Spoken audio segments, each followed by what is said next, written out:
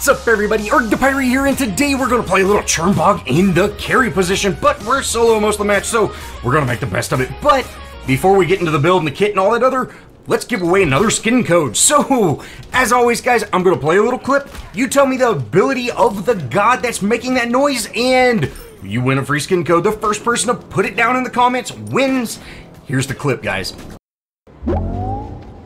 That one's pretty distinct, so I'm sure y'all will knock that one out of the park. Now, let's get into this build. I'm going to start out with Cursed Gauntlet, 2 healing potions, and Aegis for my first 1500 gold. Cursed Gauntlet is rank 2 of Devourer's Gauntlet, which is going to be my first item I pick up, followed by Ninja Tabby, Executioner, Wind Demon, Deathbringer, Poison Star, and then Purification Beads as my last relic.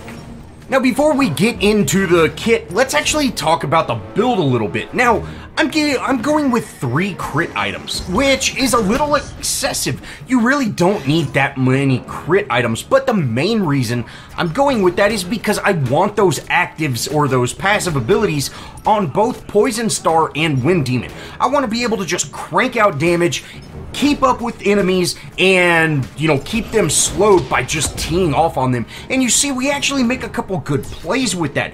But if you are in a team that you're working well together and you want a little more lifesteal or just flat out damage where you can trust that your team is going to have a real front line, things like that, you might be better off going with Bloodforge and getting that double lifesteal, as well as you're going to actually do more damage with that. Having a ton of crit does not mean you're going to hit the hardest. It just means, hey, you might have a lot of crits, which, again, Bloodforge actually hits a lot harder, so if you have got that team where you're not too worried about having a front line and being able to chase down enemies and having a lot of CC, you would be better off with Bloodforge.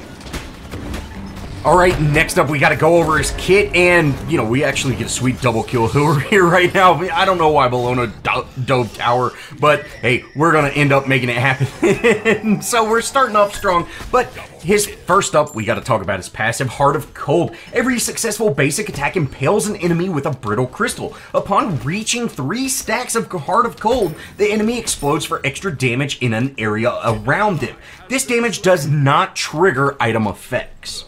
Crystallized Curses is his one. Chernobog conjures a large crystal that of curses and hurls it at the target location, dealing damage upon landing. After several seconds, the crystal curse explodes, dealing damage again and rooting enemies in the area.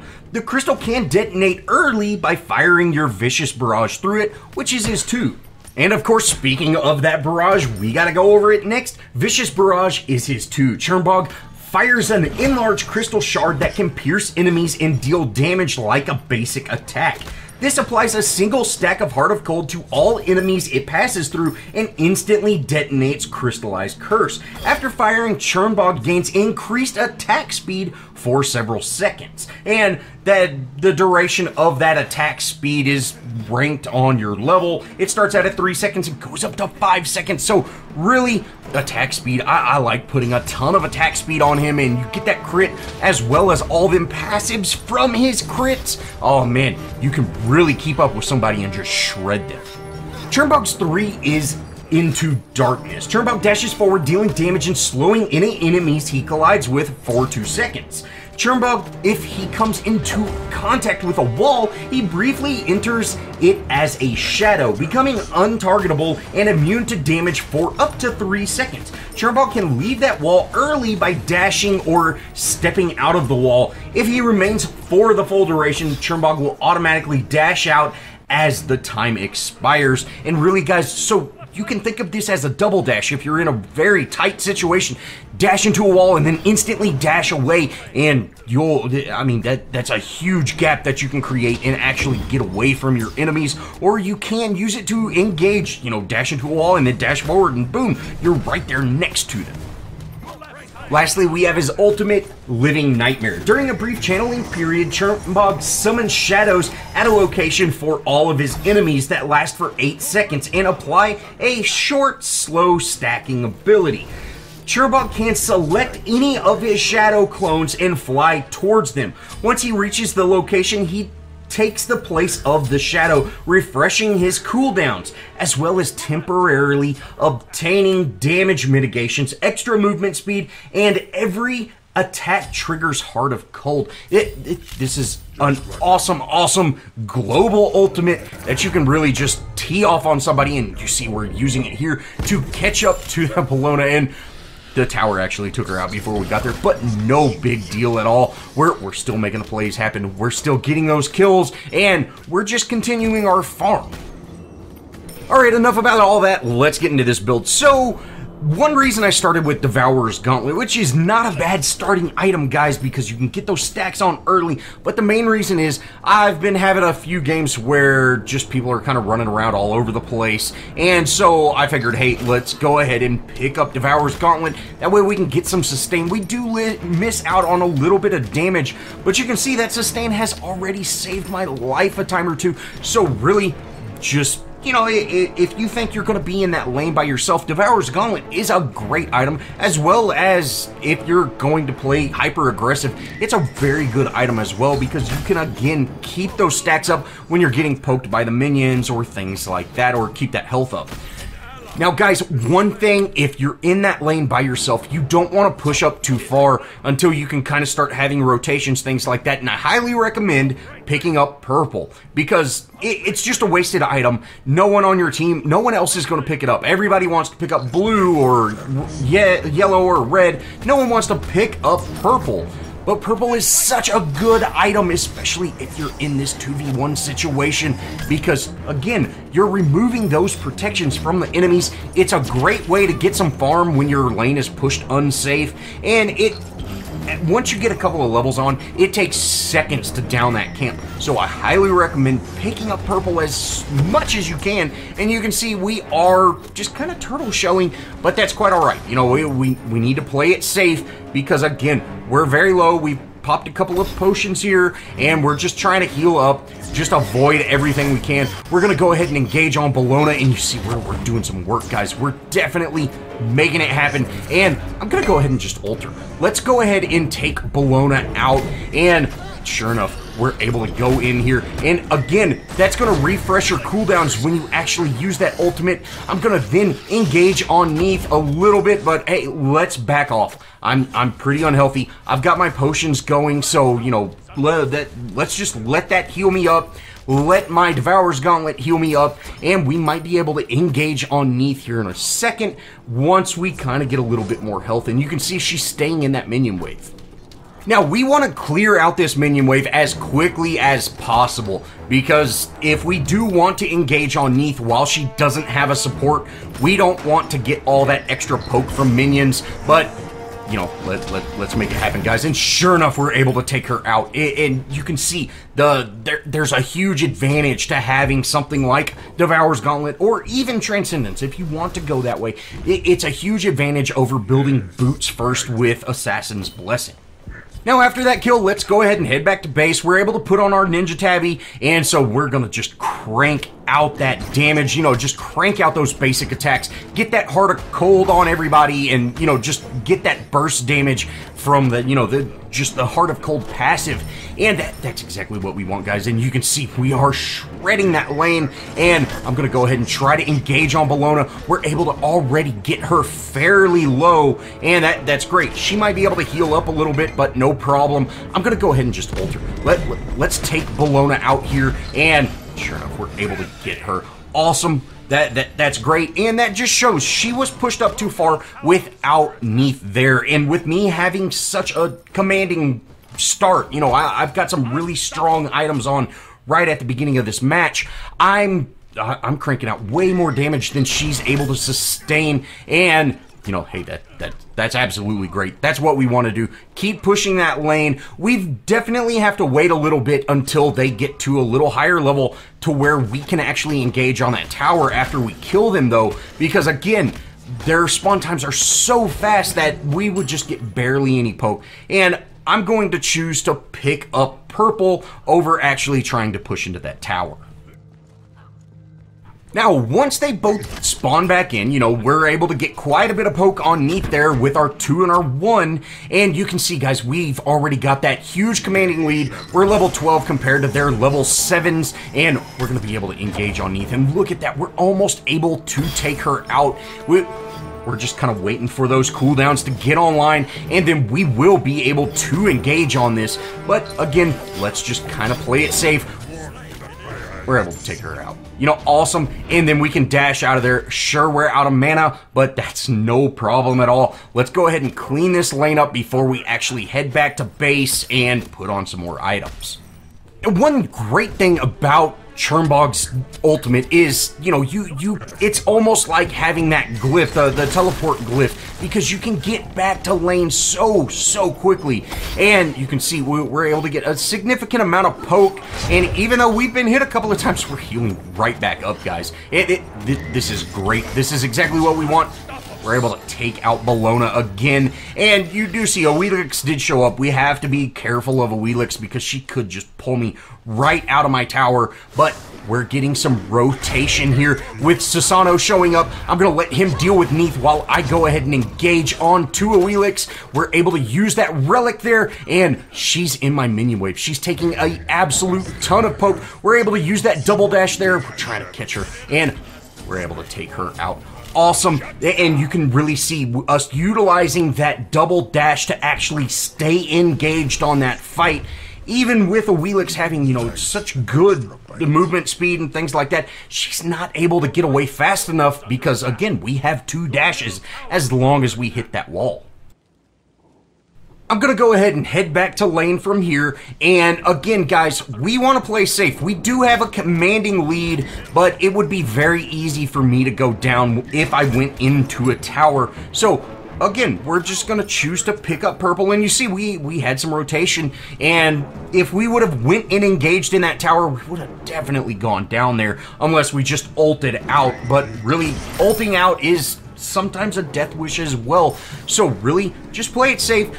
Clear those waves out and just kind of hang out. See what's going to happen. You know, again, we're kind of stuck in this lane because if I leave this lane, they're definitely going to take down this tower just instantly.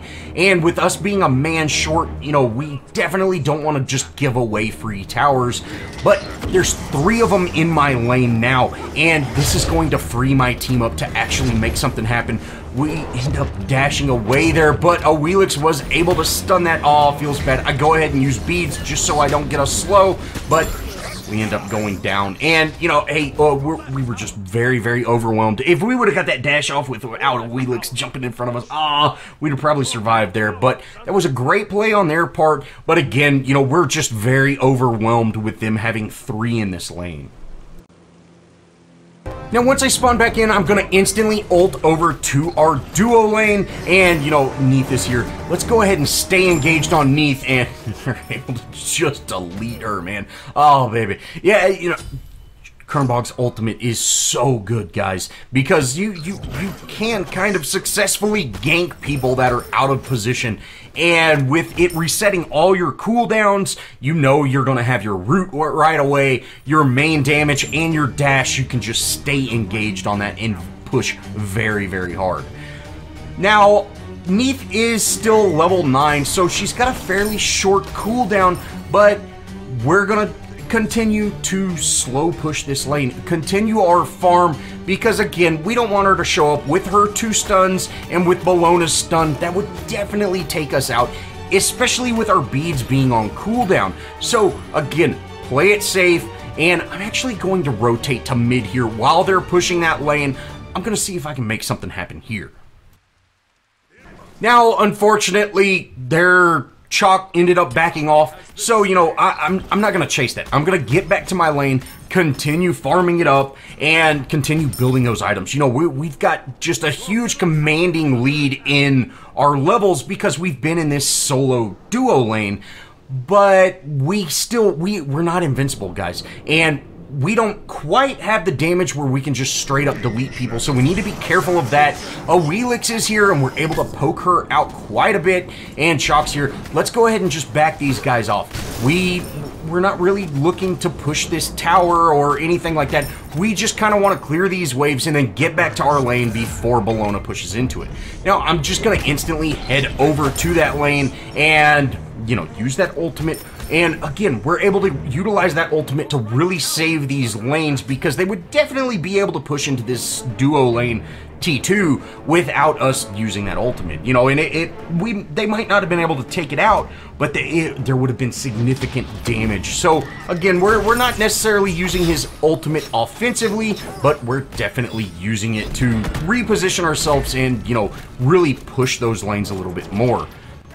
Now, Neith did burn her ult there, which is great. That's awesome. That's one stun down. I am out of mana, so I don't have a whole lot other than just basic attacks. But we're going to go ahead and engage on this a little bit. Again, we've got our Devourer's Gauntlets stacked up. We've got some great lifesteal, and we're able to just completely outpoke this Bellona with a Wheelix showing up there. I'm not going to chase this, though. Let's get out of here. Let's play safe. Let's be very, very careful. And again, she can pull me right out of this tower, so we want to be careful with that. Now, for the next few minutes, we're just playing just hyper defensive, and you can see we're able to poke those enemies down pretty significantly by playing this defensive position.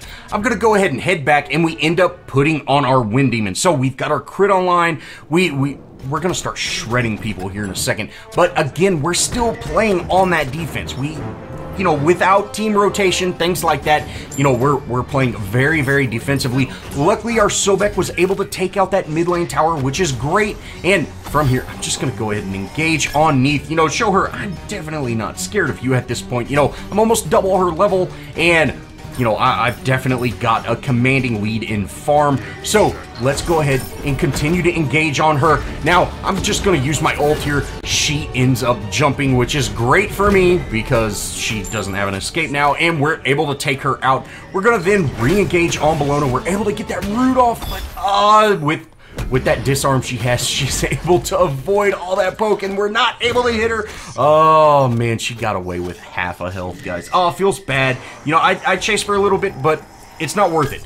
Let her go. Maybe we can hard push this lane, but, you know, let's, again, go ahead, head back, top off with health.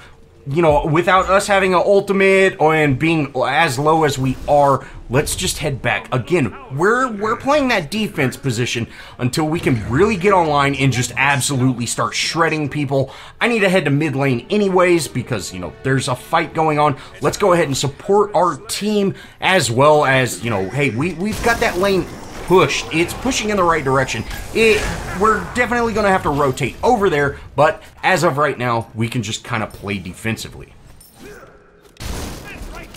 Now, one thing when you're in these 4v5 situations, that's unfortunately what you have to do. You have to wait for the enemy team to make a mistake because that, you know, even if they do make a mistake, now you're on a level playing field. So really, you just need to wait for them to make a mistake and then take advantage of that. And you can see here, they're pushing up a little bit. We're able to get some decent poke onto everybody, but, you know, we're just not doing great. We walked right into Artemis's root because we're terrible, and, you know, Chalks end up throwing that thing in. But, you know, if he comes into tower, we'll be okay. And sure enough, he came right into tower. We're getting that tower poke on him, you know, and with my team rotating over, we should be able to make something happen, but I'm low. You know, I'm pretty low.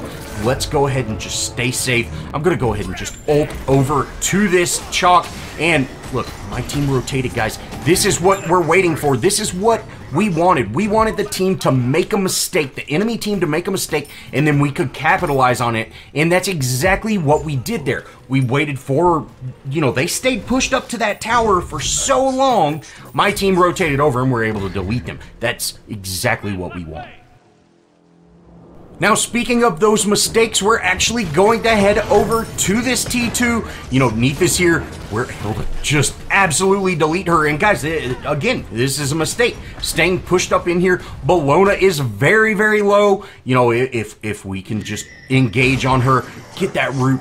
We just missed that root though. But we're gonna try to stay engaged on her. And again, we don't have our poison star yet, so she's able to just completely outrun us. And again, this is why I want to put on that poison star. I want to keep them in range of me while I'm just teeing off on them. And you know, that's going to lead to kills. And again, you can see right there, your 2 does crit. It is considered a basic attack. So getting crit online with Chernobog, you know, that's absolutely awesome. And the enemy team has finally made enough mistakes. We're going to be able to push into this T2 or this T1 and actually take it out. And again, guys, you know, you just have to wait for the right time to do that, especially if you're in a 2v1 situation in the duo lane as the ADC. You have to wait for that opportunity, and especially if you're in a 4v5 situation. Now from here we get a little poke, but let's go ahead and back off. Let's finish up our Deathbringer. So now our crits are gonna hit way harder, and again, we're gonna think about putting on that poison star for our last item, because you know the enemy team is kind of staying in lanes and they're running straight down lanes. We're not having just a huge amount of rotations, and I've lost 2 or 3 kills by them just being able to outrun me while I'm basic attacking. So that's why I want to get that poison star online. You can see we're engaging on this Bologna, and we're able to take her out easy peasy. You know, we did get fairly low there, and damage Bologna is tough to deal with, but with our lifesteal and just, you know, our overwhelming damage, we're able to take her out.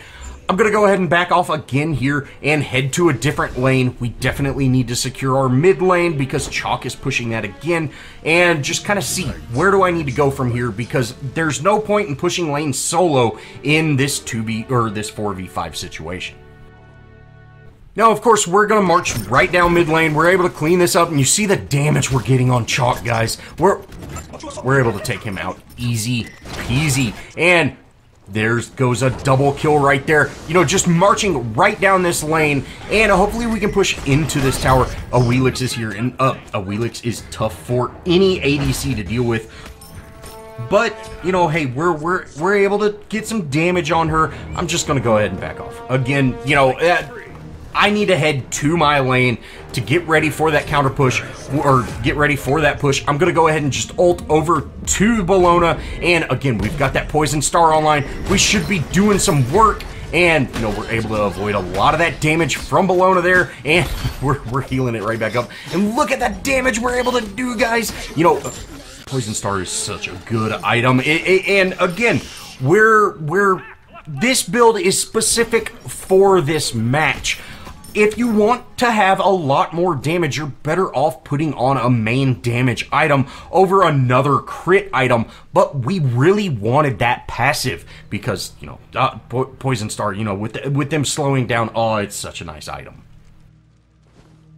Now, just like me talking about mistakes earlier, I'm gonna make a mistake here, and it's not only gonna cost us our life, but we could have actually made something happen there. And again, a Wheelix jumps over my dash. Oh, feels bad, and that was a really weird placement of that 3. She's able to get that stun on me. Great job by her. You know, that was an awesome play by her, and we end up going down there. You know, that's very, very unfortunate, and she actually gets an awesome double kill there. You know, feels bad, but again, we pushed a little too much there. We should have backed off and played it a little safer.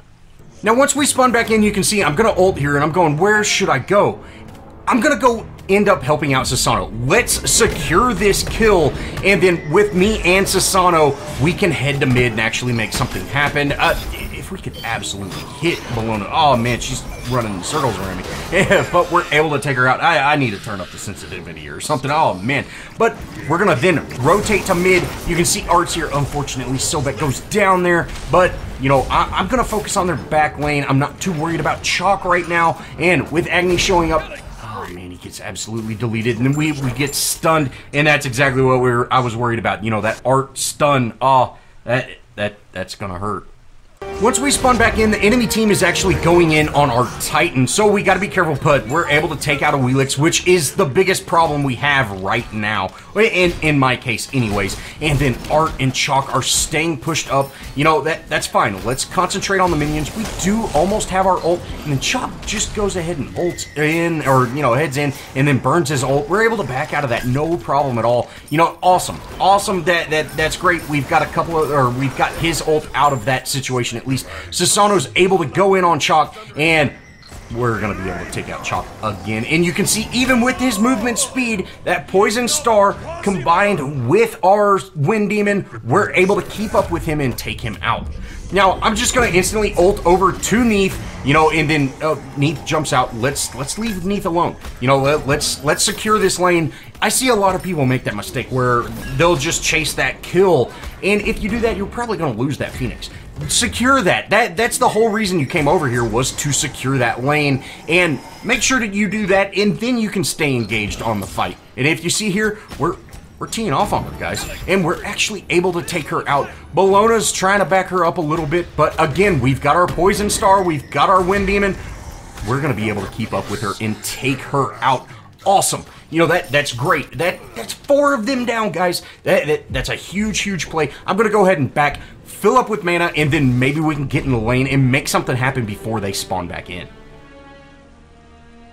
Now, it might have been a better play to stay in that lane with Susano, but, you know, with the timers the way they were, they're all about to spawn back in. You know, it wasn't the right time, and, you know, with my team being on staggered deaths as well, let's go ahead and continue our farm, which, you know, there's really no reason to farm anymore, but, you know, we're dropping items, things like that. That's always good. I'm gonna ult over to our solo, or our duo lane, and we're able to get some significant poke there, but again, we've got to watch out for a Wheelix. If she's got her ult, and, you know, she's able to knock me up, I'm a goner, and especially with Art having an ult as well. These two gods are definitely very tricky for me because they can take me out so quickly. Now, Susano's here. I thought he actually hit Art, but we're able to absolutely delete her. You know, that awesome. Getting her out of, you know, this situation is great. That awesome. Let's continue pushing, and, you know, I'm actually going to rotate over to mid because, again, guys, we've been on the defense this entire game, and unfortunately, just with a 4v5 situation, that's kind of what happens. You just have to enjoy the experience that you have. You know, don't think about, like, hey, you're losing a game. Just think of it as, hey, let's make the plays happen, and we're making that absolutely happen. We're going to head over to this Chalk, you know, we just need to go where we can best serve our team. I've got to dip out of that, though. I'm low. You know, let's go ahead and just actually head to the fountain. You can see, I'm terrible with the PlayStation controls, man. Relics and items, they're... I gotta learn them, but we end up losing that Phoenix there. And again, you know, we're just trying to make plays happen. This is kind of the beginning of the end. You can see all of our Phoenixes are being pushed. I'm gonna just hopefully be able to clean this lane up, head to another lane, and, you know, let's at least try to kill somebody. You know, if the game's gonna end, let's try to kill somebody.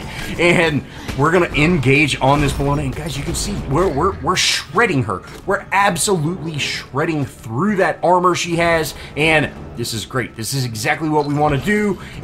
With them 3 stacked up here, we're gonna be able to head into that, and I'm just gonna go chase them. Again, you know, I'm kind of worried about, you know, this being the final play, so let's go out in a bang, and sure enough, we're able to get an awesome double kill there. You know, great. It's going to be very hard for us to ever recover from this. Having 2 Phoenixes down, a player down, and, you know, just all these lanes set against us. Let's try to make something happen. You know, let's just hard push this lane. See if we can, you know, actually take something out. Arrg shows up behind me and absolutely wrecks me. And you can see there, those stuns, that they absolutely destroy you, and she's able to take me out before I even got out of my stun. You know, beads, I know, guys. Well, that death is actually going to kind of wrap it up. You know, we try to defend a little bit, but nothing happens. This was a fun match all in all, though. You know, being in a 2v1 situation is always enjoyable. Well, I hope you enjoyed, and if you did, show me some love, leave me a comment, think about subscribing, and as always, I'll see y'all in the next video.